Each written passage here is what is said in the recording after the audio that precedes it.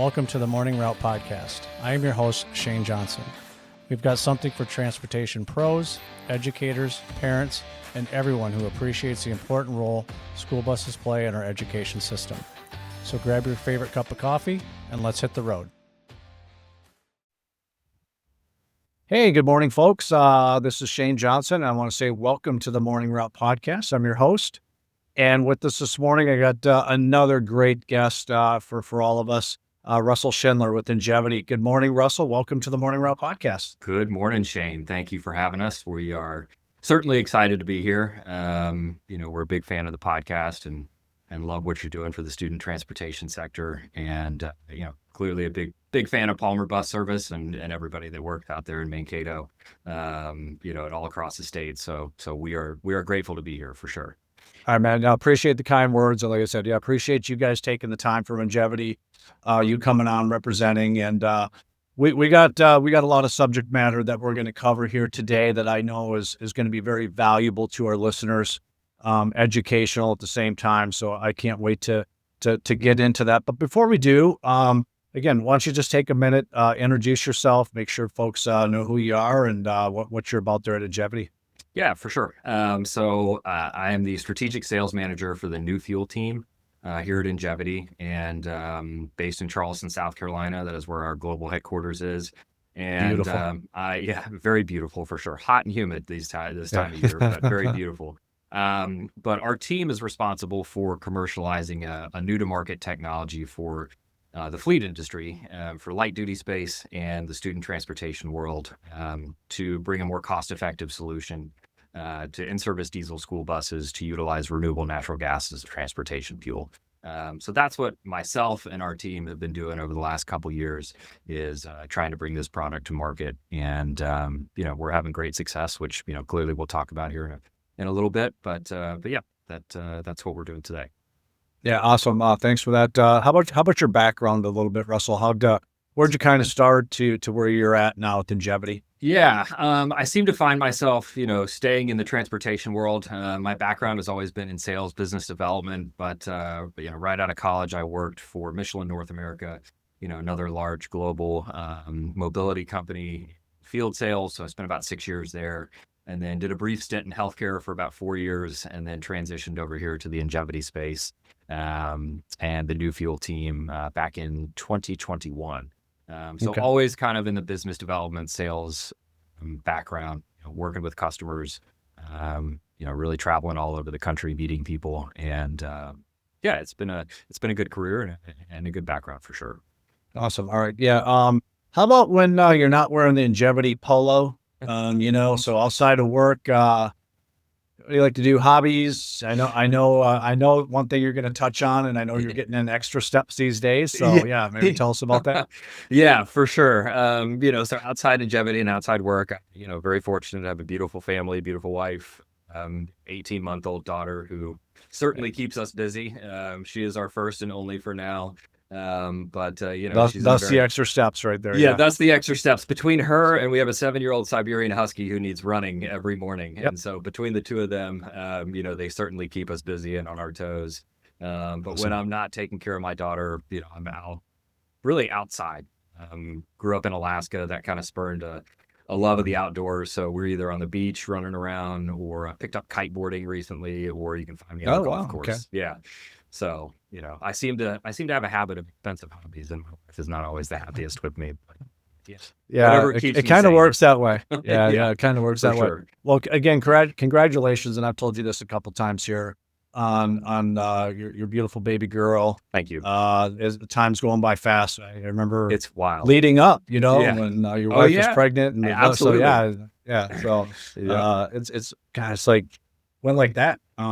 She's 18 months going on 18 years. I mean, she's got an attitude, her new favorite word is no, so it's fun. Well, hey, I actually appreciate hearing that, because my favorite word is no as well. You can ask folks at Palmer Bus Service.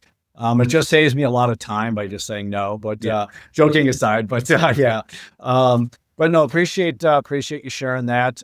Speaking of Alaska, take off, well, by the time when this thing drops, I'll already have been back from Alaska, but leaving here in a week to head up that way. And Beautiful time to get up there for sure. yeah, one of my sons and I were going to go out and do some caribou hunting, and I got a wolf Fun. tag, and I think he's going to do a grizz. So we're kind of in some grizzly country as well. Wow. So I'm hoping to make it back, I guess. But be good. I love Alaska. So Oh, that's amazing. I mean, yeah. get up there. So let's pivot then, Russell. Yep. Tell us then, who is Ingevity? What is Ingevity about? So just so folks have a good concept of who you guys are, what you provide, and then we are going to segue into obviously the product that we're going to talk about here too. Certainly. So Ingevity, I don't foresee, most of your listeners, familiar with us, but we are a global publicly traded company and headquartered here in Charleston, South Carolina.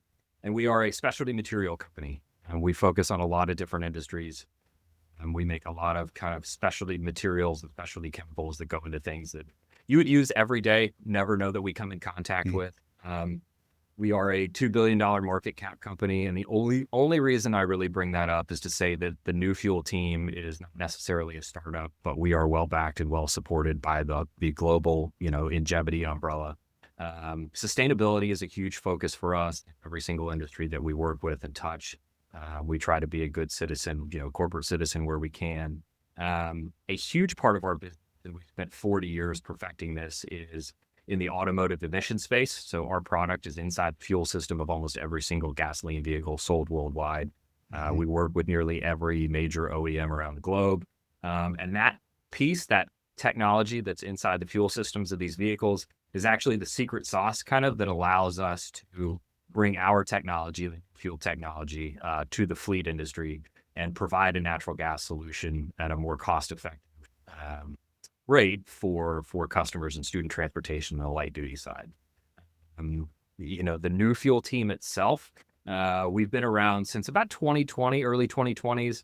Like I mentioned, we got our start in the light duty space, working with municipal city fleets, and then recently in the last couple of years through a new partnership, have transitioned into the student transportation space. And there's significant opportunity there. There's certainly pressure to decarbonize the industry, find ways to make the buses run cleaner and greener. And, we saw certainly a great opportunity for our product in that space. Yeah, no, appreciate the background on Ingevity and walking us through that. Full disclosure, we've partnered with you guys. I want our listeners to know that. So we started with you guys a couple of years ago on a demo Yep. project, and we're still partnering with you guys here. So I want to full disclosure for our listeners here today. So I've actually had the privilege of going down to South Carolina, visiting with you guys at your headquarters. Beautiful facility. You guys gave us a great tour of who you guys are, what you're about. And I was shocked at the different, I mean, you have your fingers, like you said, in all these automotive spaces that That we nobody don't really know. knows It's about. just, yeah, we don't know. It's an important part of the car, but a lot of people don't necessarily know, No clue. that we, make the product that goes in it. And that's a good thing. And Yeah. that's by design, because that means, our system and the vehicle system is working properly. Yeah, it was so educational, and I still tell people this story. I tell them not to do this because the one thing, I know my what you're gonna biggest talk about. takeaway, but I think it's like I didn't know that.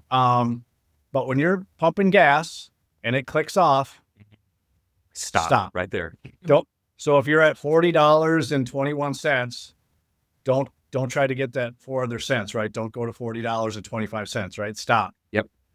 Yeah. Yep. And the I reason learned for down that there. is, that extra gas ends up flooding, the carbon canister, and you may end up with a check engine light. So yeah, that's Check something engine certainly light. I didn't know before coming to Yeah. Ingevity. And it's something I like to share with a lot of people. And they find it kind of an interesting random fact, but certainly sticks with people because it's a habit. We're all used to. Oh, we want to round up, 100% right? guilty. We want to round up at the pump. So Yeah. So just stop right there, and if it's at an odd number, be okay with that odd number. Absolutely. So I told my kids that was one of the first things I did when I come back. Especially my girls. yeah, Hey, when you're pumping, just stop, right? Yeah. But So that was great to learn that, but there were so many other things too. Again, thank you for that education when we were able to come down and visit with you guys. So what, just trying to keep it at a kind of a basic level as we can. What is the product that you guys are partnering or entering into the school bus world? Maybe just at kind of a 101, and then we'll kind of start going up from there. For sure. So it's a cost-effective solution for student transportation for districts, independent bus contractors, to utilize renewable natural gas as a transportation fuel. So what that means and what the system actually looks like. So in Ingevity's piece, we provide the actual fuel storage where the natural gas is stored on the bus. So I mentioned our secret sauce, our product is actually inside the tank, allows us to store that natural gas in a more cost-effective manner. So that tank, it's 19 by 60. It mounts underneath the bus to the frame, and it's fully impact barrier protected. So that's where the natural gas is actually stored. And then through a partnership with a company called American CNG out of Salt Lake City, they've been doing natural gas conversions for the heavy duty fleet space for the better part of 15 years. They actually do the underhood fuel delivery piece. And it's a very minimally invasive operation. We don't actually use injectors in the diesel engine. We actually inject the natural gas pre-turbo through the air intake. So it's extremely minimally invasive how we actually deliver the natural gas. But we put it through a regulator. We want to make sure everything is operating at an optimal range. But as far as the on-bus portion, very simple. Fuel tank, pressurized line run into the engine, regulator, inject the natural gas through the air intake. And so simple as that, right? Very, very simple. Yeah. I mean, maybe that's simple, oversimplifying it, but the beauty of our system is we maintain the OEM diesel tank. So the idea is for most of, if not all of the daily route, we are blending natural gas and diesel. And then if that bus were to be utilized for a longer route, or an activity route, the bus driver still has the OEM diesel tank in reserve, which really maximizes the flexibility of the bus. And one thing I'll just ask, I don't want to stress, but maybe have you stress, because you're going to do it much better than me, that this is not a new concept, right? You're I want to say even just getting into the school bus world, or market, but you're just kind of getting into the school bus market, but you've been doing this. So it's not new. Right. Correct. It's been tried. It's been tested. Yep. It works. You guys are now making the inroads into the school bus world. Absolutely. Yeah. I mean, the concept of natural gas for transportation, certainly, I mean, CNG, compressed natural gas, has been around, for a long time. It's great in certain applications, but it also has its limitations, mostly, on the fueling infrastructure and cost piece there. But for us, certainly we've been doing, our system in the light duty side for quite some time. And, we just saw a serious opportunity to, help the school bus world, decarbonize and operate more efficiently. Because we feel like there's an opportunity to take these diesel buses that are certainly going to be the workhorse of many fleets for years to come, and find a way to make them run more efficiently and help out the fleet and the community in the long run. So certainly, yes. And like you said, some importance here too of cleaning up, right? The atmosphere that we all live in, and we have our children and our grandchildren. So, it's we're trying to do our best here to be good citizens and, do our part here to clean that part up. So that part's very important. And I can tell you, if I can interject real quick, my daughter, she stands at the door in the morning and watches the school buses drive by our neighborhood, and she goes, bus, and it's really, it's kind of cool, as not only a dad, but a member of the New Fuel team, to say, oh, dad's working in that industry, and trying to help out, that's the awesome. Districts and the bus contractors. So it's pretty neat to see. Well, she'll be riding one of those here in Absolutely. just a few years. So Before we know again, right, you got stake in it. So this is a question that I know, Russell, that when I talk to people about your product and the why, one of the questions that I get often is there's really two questions, but this is one.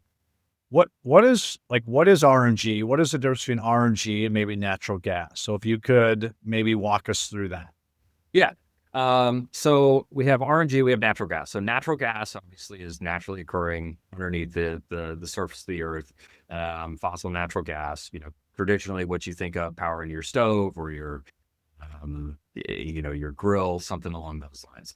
Renewable natural gas is going to be coming from a variety of sources, right? It comes from landfills, it comes from wastewater treatment plants, variety of different farms, mostly dairy farms.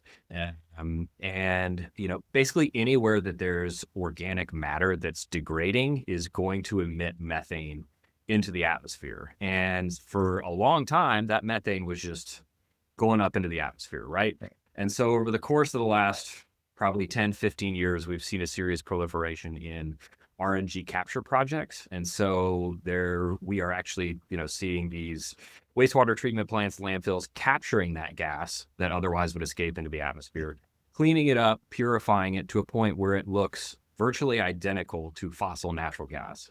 And then they take that natural gas from the wastewater treatment, the landfills, and they pump it back in to the interstate pipeline system where it gets commingled with the fossil natural gas. And so, it's a great way to be an environmental steward, and take that gas that otherwise would be in the atmosphere. And now we're reusing it for, building heat, for powering plants, manufacturing plants, and then also using it for transportation fuel.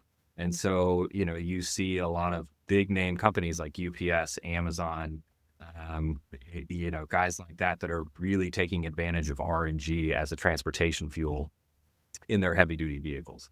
And so that's kind of the difference between fossil natural gas and renewable natural gas in No, as simple terms as I can put it.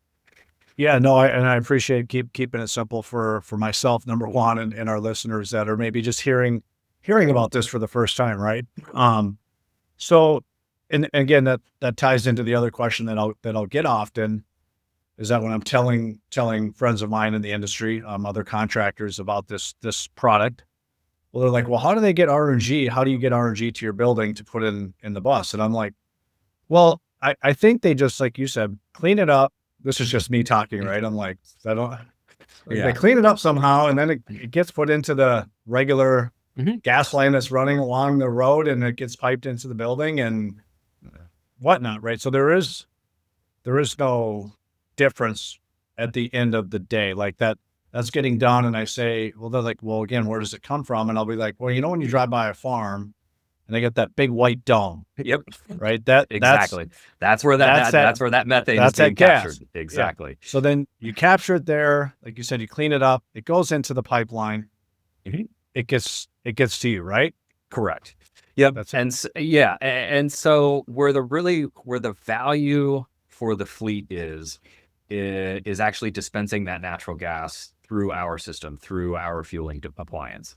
And so we can kind of help account for how much natural gas is being dispensed from that appliance and then match that to RNG then being produced somewhere else in the country. I mean, the easiest way I can explain it is on your electric bill. Sometimes you want to, you may click, hey, I want some of my electricity to come from solar. Well, you may not have solar panels on your house, but there are certainly solar panels elsewhere, around your neighborhood or around your community who are, pulling that energy and then pumping it back into the grid.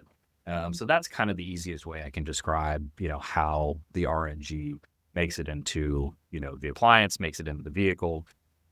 But there's certainly, financial benefits to partnering with the fleet. There's additional credits that are issued by using RNG at the actual appliance for the fleet to share in.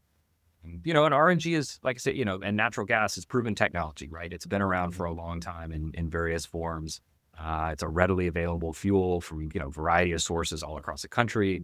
There's worldwide adoption, and it's domestically abundant. Natural gas is huge. And now, we've got a secondary source for renewable natural gas that only adds to the abundance, here in this country for sure. Yeah, no, I appreciate that. Again, the simplicity of really breaking it down, making it easy for us to understand and, how can I use this, right? Like, why should I use this and making it make sense?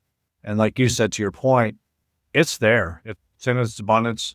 might as well capture it and use it, right? So, Yep. and you guys have found a way to do that. So appreciate. Well, thing I want to jump back to is a couple minutes ago you gave kind of the dimension size of the tank. Yep. Maybe just in another way to say it, is it a 5-gallon tank? Is it a 10-gallon tank? And then the RNG is in that tank, and then it blends with the diesel at the same time. And then Yep. what happens when that Yeah. 5, Yep. 10, 15-gallon tank runs out? What happens? Yeah. So we talked about the actual system itself. So we'll talk about how it works and why it works for the bus. So the tank itself, dimensions wise, is 19 by 60 inches. So it is a sizable tank.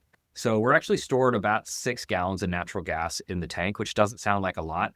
But our carbon inside the tank is actually allowing us to store almost twice as much as an equivalent volume in the tank. So our 6 gallons is really like almost storing 12 gallons of natural gas in the tank. So the system is designed to be a blended fuel operation for the bus. So we blend 40% natural gas with 60% diesel. And our hope is, Okay. we can alter that, maybe get a little higher. But currently today, that's where our blended operation is. So a district or an independent bus contractor during most, if not all of their daily route is displacing almost half of their diesel fuel. So the beauty is, you get significant cost savings by replacing the natural gas or the diesel with the natural gas.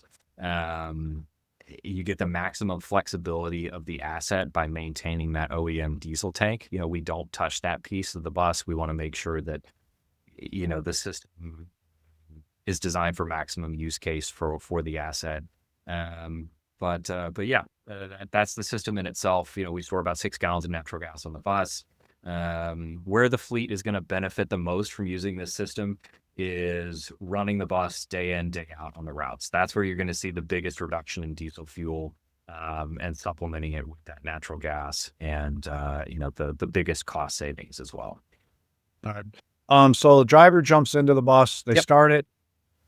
Is there a switch they got to flip, or does it just take No, a minute or two? Like how's it work where that RNG then starts blending with the diesel? What's the driver have to do? Yeah, the beauty is, we can get into the fueling infrastructure piece a little later, but once the driver unhooks the hose from the bus, there's certainly nothing that the driver has to do once he turns that key. The bus it'll start on diesel initially as the engine heats up, and then the natural gas will then get injected once that bus reaches optimum, operating temperature. But there's certainly nothing that the driver has to do to switch the system on. There's a separate gauge on the dashboard kind of to give a readout of how much natural gas is left. And then the beauty is once that natural gas tank is empty and that gauge reads E, there's nothing the driver has to do to then revert back to the OEM diesel tank. The system automatically switches back to that. So it really keeps, any additional duties that the driver might have to do, from their daily operations. So we want to make sure that we don't impact they have enough to worry about throughout the day, right? With a busload of screaming kids in the background. Yeah.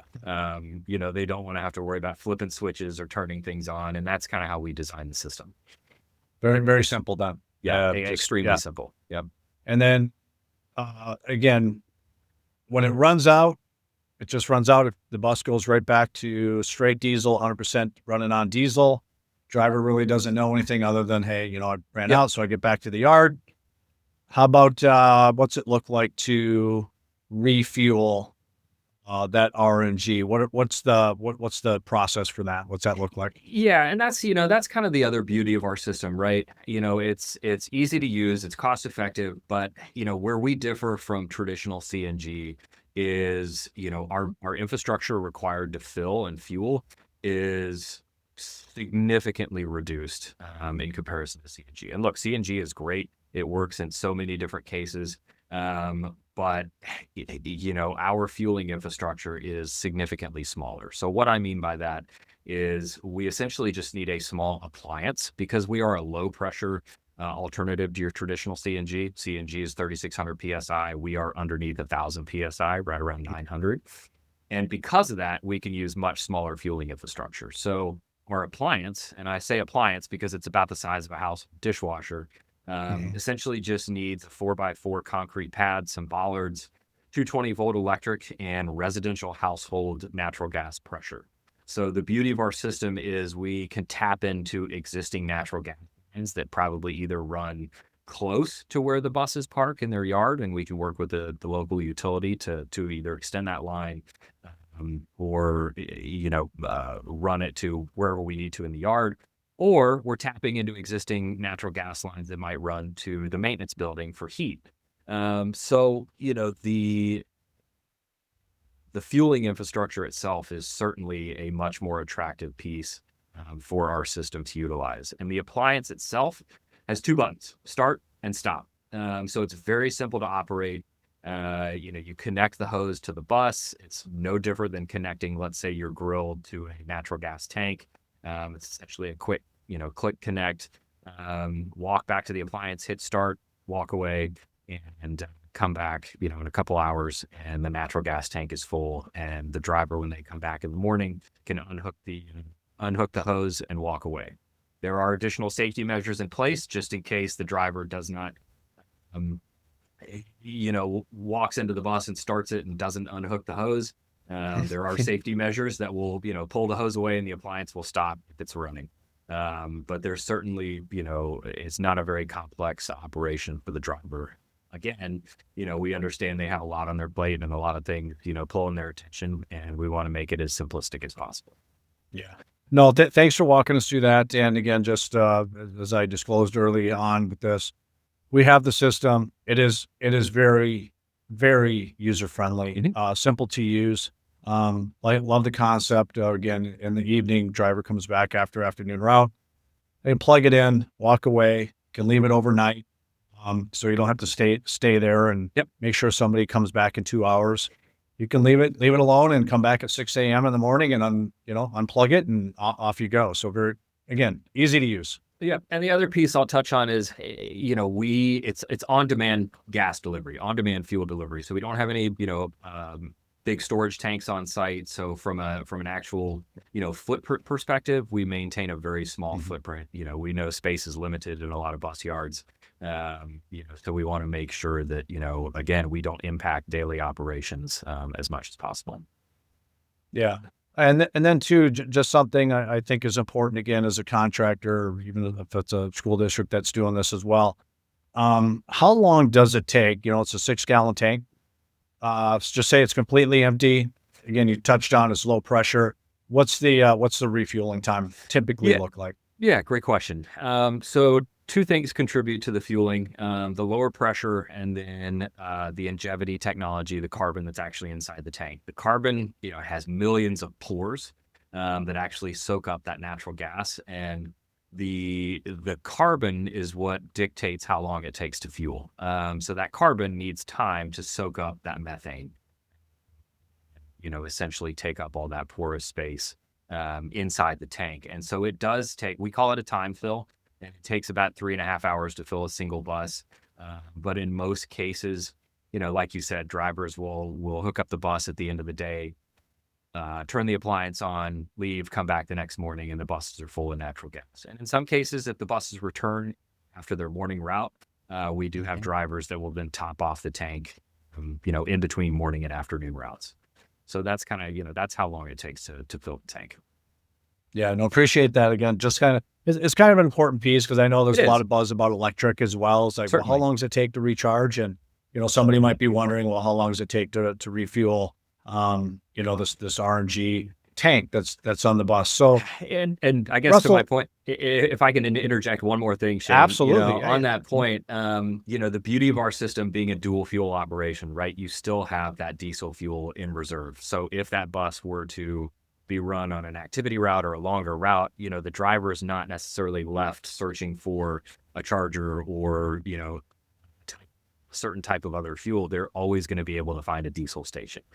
Yeah, absolutely. And at the end of the day, if let's say a driver does forget to refuel with natural gas, well, that bus is just going to run on straight diesel. So you're never left with an asset that may be, sitting waiting for a charge or, something along those lines. So it really continues that maximum flexibility of use case for the buses. So you're never really left with a dead asset. No, appreciate you talking about those couple really, really important points Mhm. there too. Again, And that's of the important for the contractor flexibility. too, because it keeps the bus 100%. in, bus en route, and you don't have a bunch of kids left stranded waiting for a replacement bus, or It's not a good angry feeling. parents Yes. knocking on your door. Not a good feeling. Trust me. Yeah. So no, thanks for touching on that. Um, Prospective customer. What's the benefit of RNG? Tell somebody that doesn't have this. What's the benefit? Why should somebody call you guys and go, hey, I think come to my site, walk me through this. But again, the benefit of it. Yeah, certainly, we are biased, but we feel like we have a fairly good value Mhm. proposition for our product. The first thing I'll touch on is many of the alternative fuel choices out there, and they're great, right? And I will put the caveat saying, we truly don't care what a district or a independent contractor does for their new bus purchases, right? We want you to utilize whatever makes sense for your operation, whether that's propane, EV, CNG, gasoline buses, biodiesel, something along those lines. But we feel like, in most cases, alternative fuels require a new asset purchase. And that's a significant cost outlay for contractors and districts.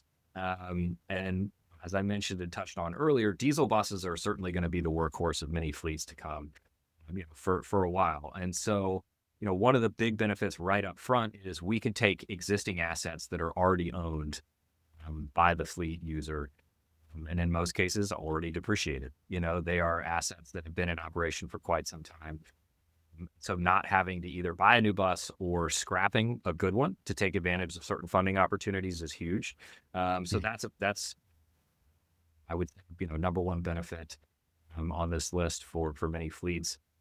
Um, Significant reduction in diesel use and cost, because fleets are fueling privately on site. They're actually going to be pulling natural gas at a commercial utility rate, so significantly cheaper than they would be um, buying natural gas at a CNG station or just on the market. We see roughly fueling for worst case $1 a gallon. Best case, we're seeing 20 to 30 cents a gallon for natural gas. So significant cost savings for diesel versus natural gas. And the RNG piece, by bringing RNG into the operation, we are reducing those greenhouse gas emissions by over 100% on that bus when looking at strictly diesel bus. So during that blended operation, we are significantly cutting greenhouse gas emissions, particulate matter coming out of the tailpipe of the bus. So, there's significant benefit to the driver, to the kids, to the fleet, to the community itself. And as I mentioned, this is designed to be a complement to all the different fuel a bus operator may, have in their Right. operation today, right? I know you guys utilize, you at Palmer Bus Service utilize various alternative fuels and different fueling options. So we believe that it's a portfolio approach to this product. On average, we see a pretty short ROI. We're seeing about a 4-year return on investment Okay. for districts. So there is a fairly short, return on that investment for our system. The other beauty is the system is, like I mentioned, fairly simplistic, fairly minimally invasive. So it is designed to be run from bus to bus. So the tank itself has a shelf life of about 20 years, and that's simply due to the certification life of that tank. So as long as the system is being utilized on a bus within that 20-year lifespan, we can take that system from bus to bus, further spreading out that investment for the fleet. Yep. No, I thank you so much for hitting on that because that's an important piece, right? So if you got the system on there and you're retiring a bus, you can take that off of there, move it to another one, still good to go. So that's a really important piece. Yeah, and I think the other piece too that's certainly valuable for districts and independent contractors like yourself. There's a community aspect too, right? You partner with a natural gas utility. A lot of districts are under pressure to Mhm. showcase kind of what they're doing from a sustainability perspective, and incorporating this system into the sustainability initiatives that are important, regardless of the organization. This just showcases, hey, look at what we're doing, look at what we're implementing. This is a way that we can be better stewards for the environment, better stewards for the community, and just just really be good corporate citizens. And Yeah, yeah. Like we talked about earlier too. Just trying to do our part, absolutely. and that's what it's all about here too. Another quick question in there too, and I get this from folks that approach me because they know that we use this product. Is how about miles? Excuse me, miles to the gallon. Do you see when that blend is happening? Yep. Is there an increase in the miles to the gallon? So again, when you talk about cost savings, TCO, all that. So Yeah. there's something you can touch on there too. No, that's a great question, and I'm glad you touched on that. So during the blended fuel operation, so the introduction of natural gas and the diesel together are going to burn slightly hotter with the natural gas. So what we see is actually a more complete burn out of the diesel fuel. Okay. So we do see a slight increase, somewhere between 8 to 12% in miles per gallon during that blended Okay. fuel operation. So, if you say your buses are getting 7 miles to the gallon, well, you may pick up 8, or, maybe get to 8, miles per gallon or something along. It may seem, small at first, but once you extrapolate that over the course of an entire year and, the miles that you drive and put on these buses, it certainly adds up over time for sure. Yeah, and I think we all know it doesn't matter if you're an independent contractor or if you're a school district, you do your own busing. We all know that fuel is one of our greatest expenses. Absolutely. And so all it takes is, 2 cents on it, on a gallon of For sure. a gas that fluctuates and that can equal thousands of dollars. So again, when you extrapolate this out, it does matter. It does help. So again, just when you're looking at budgets and return on investment, it all matters. It all ties in. Again, I encourage people, and this is the truth of it. And there's people out there that are really gravitating towards electric, which is fine if that works for you. I think it's fair to say that we're all in different climates, we're in different states. So what might work well here doesn't necessarily work well over here. Or if there's a district or districts in a certain state that are wanting one type of fuel, so say electric, and there might be another state or districts like, that's not important to us. We have a budget. We can't afford that. We're happy with gasoline or propane or diesel. So everybody's got to do what works for them and fits for them, right? So, Absolutely. but I think we all know that diesel's going to be around for quite some time. I don't see it going anywhere anytime soon. So there's many of us that we know we're going to have this diesel bus for the next 8 years, 10 years, 12 years. This makes sense, right? Again, when you look at it, you start breaking down the numbers, the return on investment, total cost of ownership, all those things. Again, it's not being in denial of, I'm going to have this asset. What can I do? Again, when you talk about the environment, to help out the environment, this makes sense. What can I do to help bring down the cost of the diesel, right? If I have this blend mix and then I can save some dollars over here. So again, I just encourage people, if you're one that you're going to have some diesel buses in your fleet for this foreseeable future, I really want to encourage people to take a look at Ingevity, contact Ingevity, have them come out, have the conversation. How can it work for you? How can it benefit you? So maybe with that, Russell, talk about what does it look like, that the initial conversation to your team coming on site. If it works for somebody, what does the install look like? Who does that? So kind of that A to Z, from the conversation to getting the product put on the bus. What's that look like? Yeah, absolutely. So once a district, or once we've engaged with a district or a contractor, they kind of reciprocated that interest level. Typically we will come on site. So we will fly out to wherever the buses are parked. We will do what's called a site visit, and that, we walk through with the maintenance staff, with the mechanics, with fleet management. We want to make sure that wherever we're going to potentially put the fueling appliance and infrastructure isn't going to impact daily, bus parking or, those kind of logistics, right? So that's really the purpose of the site visit. We also want to look at the individual buses. Our bread and butter is really the Cummins 6.7 diesel. We can do various, body types. We can do, pusher buses.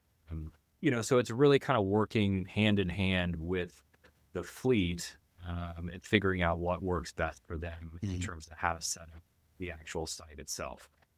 Engaging with the local natural gas utilities, that's clearly important as well, because they're going to be the ones providing the natural gas or, providing the hookup. So that's kind of the early initial steps. From there, once we've gotten interest from the district to that point, we then start engaging with state safety inspectors and state safety officers. We understand that that's a crucial piece of this, is to get buy-in and approval from each state that we operate in. And today, currently, we are operating buses in 12 states, and we have yet to be turned down or, passed approval or not passed approval, I guess, from any state safety inspector. And, to your point, Shane, during your project in Mankato, we worked very closely with the state safety inspector very early on. And he actually came in, on various site visits, looked at the system, crawled under the buses as we were doing the install. So we want to work very close, hand in hand with those folks as well, because they are a key piece to moving this process through the pipeline. The appliance piece typically is the longest from an install perspective. Sometimes permits have to be pulled from the city, working with various contractors from, concrete to electricians to the natural gas utility. That piece can sometimes take, a couple weeks to a month. Right. But the actual bus system itself, we have an install team through our partnership with American CNG. Those guys are out of Salt Lake City, and they actually come on site to the bus yard wherever the fleet keeps their vehicles, and does the install on site. So we typically ask, to reserve a bay, possible, especially in cold weather, to put the bus in and install the system on the bus. We've gotten it down to a pretty good science where it takes us between 4 to 6 hours to actually install the entire system on the bus. So it doesn't take that, again, maximizing flexibility of the asset, doesn't take that bus out of service for very long. And then, we train the drivers, we train the maintenance staff on site, how to use the appliance, very limited maintenance changes that they'll have to make to PMs with the additional system on the bus. And so it's really kind of an all-encompassing, start to finish process with us.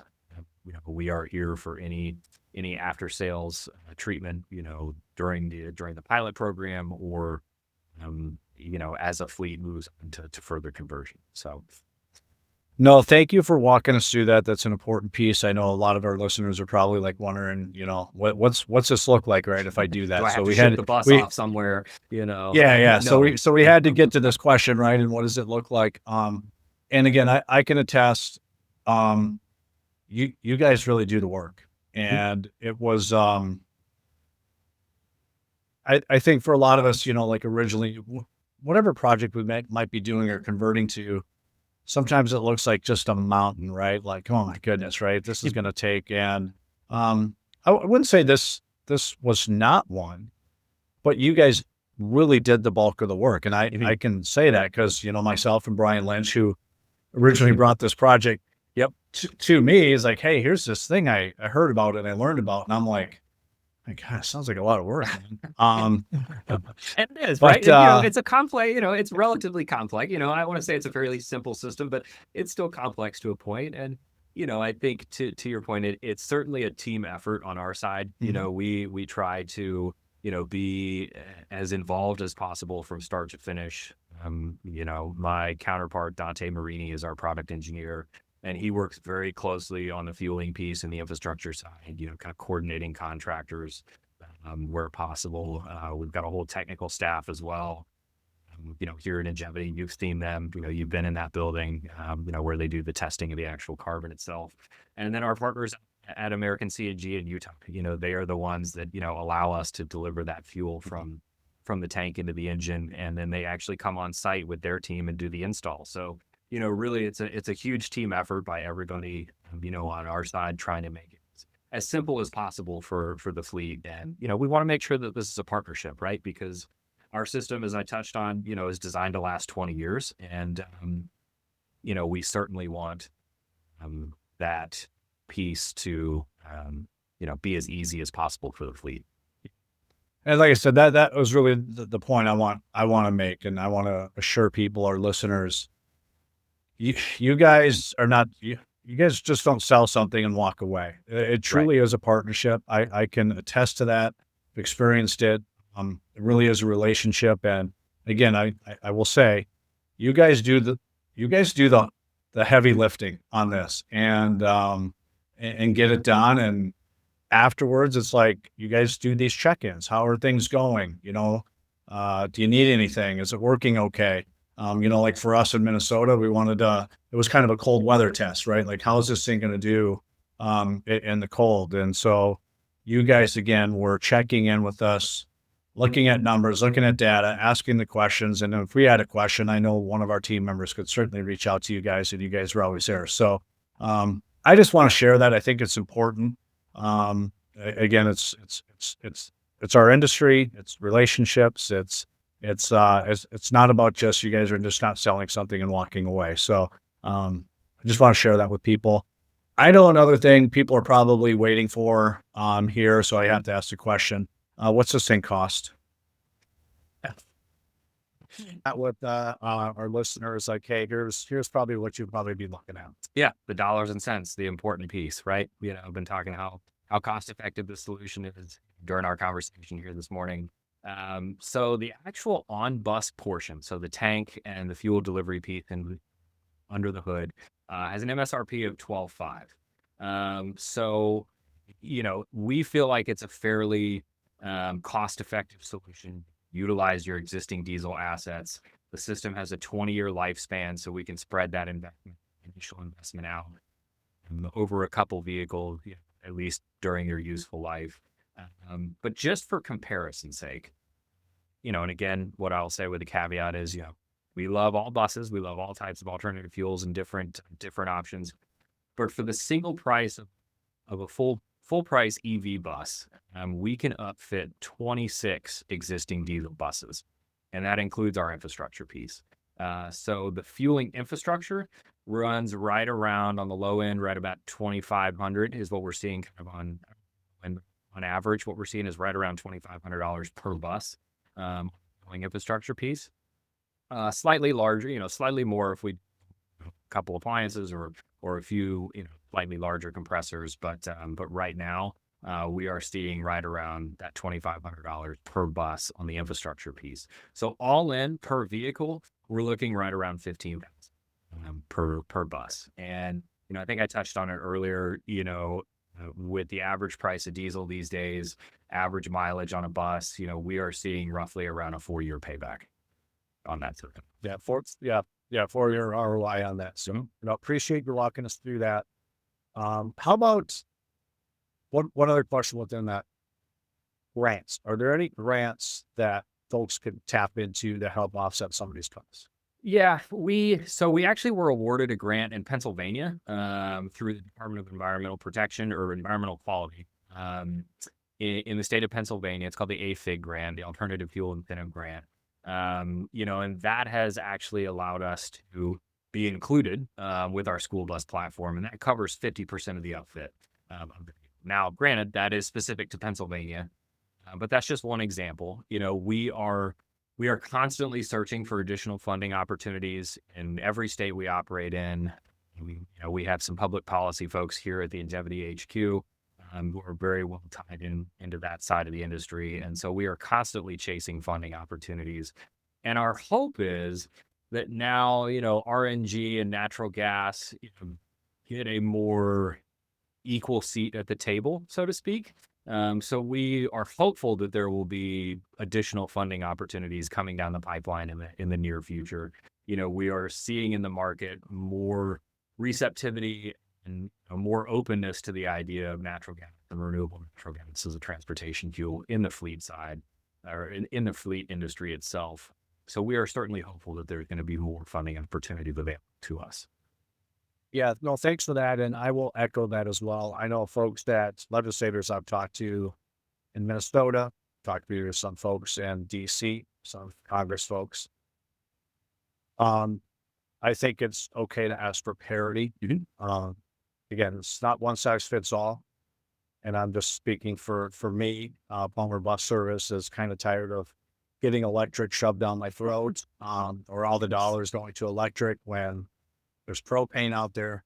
There's RNG that supplements the diesel buses again that are going to be on the road for a long time. So I hope folks within the state or at a federal level will take a serious look at you know, using grant dollars to help us out here too. That again, just recognize diesel is going to be here for a while. It's a great supplement to that.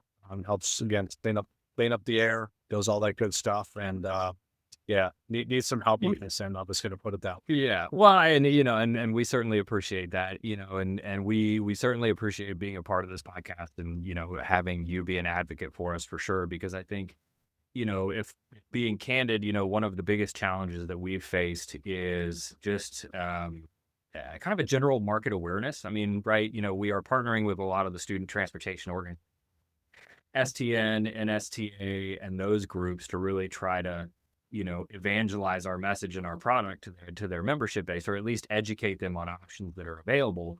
But, in so many cases for the last couple years, we have kind of gotten lost in the EV noise just because that's, been the sole focus, what people hear and see most days. And, again, we don't want to discriminate against what people do with new bus purchases, but we certainly believe that, we have a viable product and a viable option for, the huge workhorse of many of these bus fleets being the diesel assets.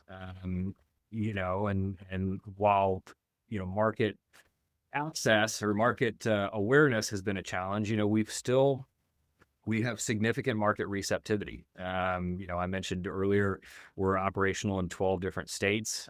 We have had almost every single pilot project that we have implemented turn into additional units or, major requests for additional units. So people see the value in the product. They see the value in the savings, the environmental piece as well. The product has a wide range of use cases. So, you mentioned where, certain alternative fuels may not work in certain climates. We have found actually a very interesting niche in mountainous regions where they really like the power and the reliability of the diesel buses, but other alternative fuels tended to struggle for them. And so, we've had huge receptivity in the Colorado, Rocky area. And, we've got 3 of the leading ski resort towns doing projects, or Eagle County, for example, in Vail, is converting almost their entire bus fleet to new fuel. And that's because it maintains the flexibility of the bus. They, get the benefits of the renewable natural gas and the diesel savings, but they don't have to compromise any of the things that they love about those diesel assets. Yeah, again, to the point, not one size fits all, right? Absolutely. Different regions, different terrains, different temperatures, all that stuff. So again, the flexibility is nice. So again, I just hope people that can make decisions, state legislations, people in DC, take a look at this, and maybe some grant dollars can go to some district contractors to help supplement these fleets on that. But 2 more questions I have here, Russell. We'll wind down here. And we probably tied in here a little bit, but where do you see the future of RNG going in the school bus? Yeah, I mean, I think, we've touched on a couple of these points. We certainly feel like we deserve a seat at the table. So we would like to see, RNG continuing to be a part of the conversation piece as it relates to the transportation sector and certainly the student transportation sector. I know, your industry is under a lot of pressure to find ways to be more sustainable, reduce conventional fuel usage. And, certainly we feel like we have a great product to offer.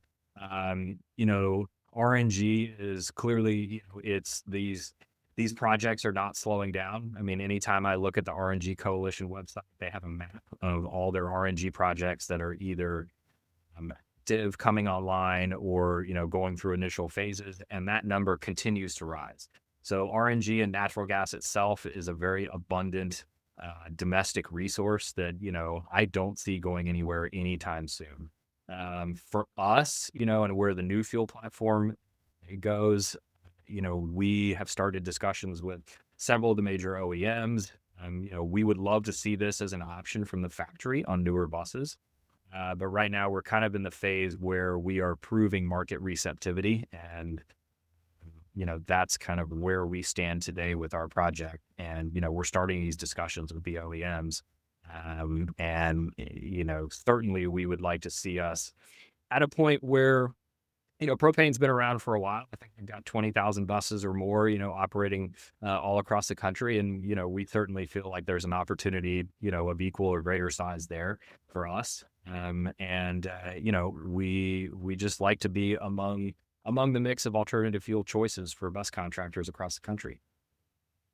Yeah, no, appreciate that. And again, I agree with everything you said. You guys deserve a seat at the table here. And anything I can do to help get the message out about Ingevity, the product that you guys have to offer, I do that. I believe in it. Seen the benefits of it. So again, just best of luck to you guys. And again, Thank you. if I can have a smile to help think that. So take a minute. If somebody wants to reach out, how can they contact you or somebody at Ingevity? What would be a next step for somebody? Yeah, absolutely. So we do have a website, and our website is fairly unique, and our branding, maybe I should have touched on this a little earlier, somewhat unique, and it's kind of a play on words of one of the ways, renewable natural gas is produced through methane from cows. And so our website is called www.cowfartbus.com. And yes, it is quite a silly name, but it is a way for us to stand out and gain some market recognition, and people remember it, certainly. So that's certainly a way that they can learn about the product. Some videos on there, in the technology. They can reach out to myself.